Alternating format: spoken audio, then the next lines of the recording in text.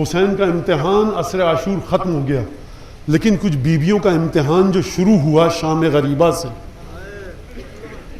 روایت کے بڑے عجیب جملے ہیں کہ 40 دن تک عالم غیب میں ماتم ہوتا رہا، 40 دن تک افق پہ سرخی لالی چھائی رہی.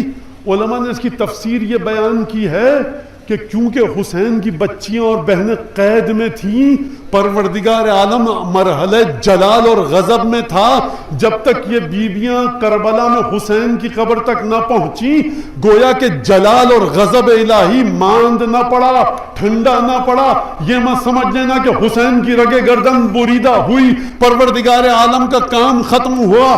پروردگار عالم اس وقت تک غیظ اور غضب کے عالم میں تھا کہ جب تک ان بیویوں نے کھل کر حسین پر گریہ نہ کیا، یعنی حسین کے گریے نے غضب الہی کو ٹھنڈا کیا.